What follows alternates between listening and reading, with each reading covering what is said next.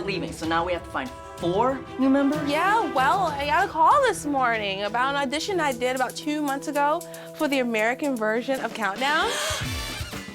Yeah, they called me this morning offering me the job as the host. I am going to be the Carol Vorderman of the USA version of the show. Always wanted to be famous. Americans are always ripping off British shows. I love Carol Vorderman. Countdown. Wow. Congratulations. You're going to be a game show host. A math game show host? Wow, Tiffy, that sounds like a great opportunity. I'm super excited, and I'm so glad I can help Felicia with her monologue.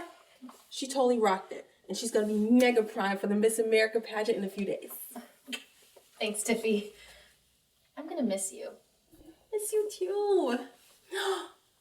You can be our first Miss America on the show. Yes, since she's gonna win with a math monologue. Deb, I heard that Wayne guy entered the building this morning. Really? Mm-hmm. That's great news, Patricia. Keep me posted. Mm-hmm. Oh, and my friend from the mailroom Yeah? asked me to give you this. From Felicia? Mm-hmm.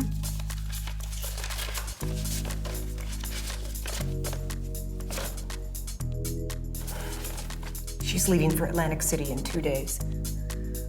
Whatever we do, we gotta get out of here. Now. Come with me. Okay, the flyers are up for the interviews. The study abroad office is contacting all students who'll be visiting at Yale next year. Feng, I want you to be in charge of the interviews while I'm gone. Great. I'll put together a written exam and some questions to ask them, Olympiad style. And you can help.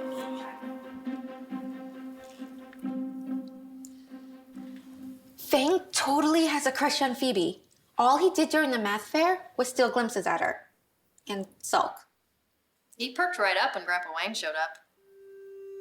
After evaluating the first set of election data, it's clear that Yale's first-past-the-post voting system has forced student elections to conform to a 2-candidate system, often resulting in students feeling like they're not being represented. What do you mean? Well, 10 years ago, Yale students had 8 to 10 candidates to choose from on the ballot. And voting distributions were fairly equal from one candidate to the other, which meant that, as it occurred in 2003, the student could win with only 20% of the vote. Meanwhile, the other 80% were unhappy with the elected leader.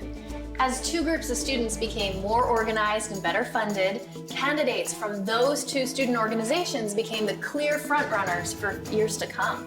And nobody wants to waste their vote on a loser, so everyone started voting for one of the 2 frontrunners, even if that person wasn't their first choice. Therefore, the majority of students were not voting for their first choice candidate. Hence the protests and national news coverage last week. Well, not exactly. What actually really shook things up last week was the presence of a third candidate, the spoiler effect.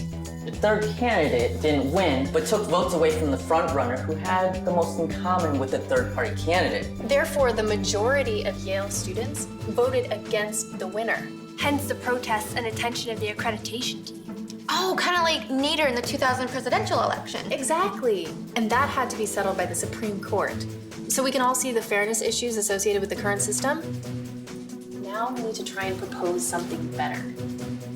How am I supposed to do my job without the proper tools?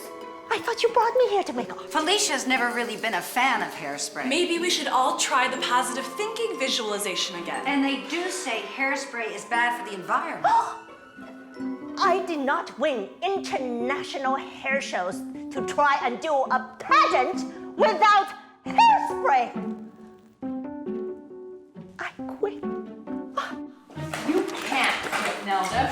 Not now. The pageant's in a few days. Oh!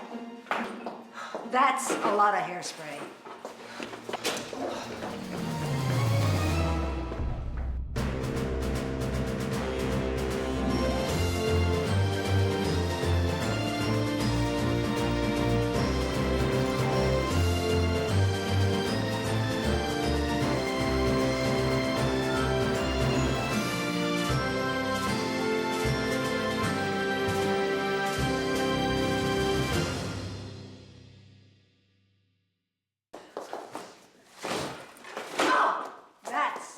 lot of hairspray.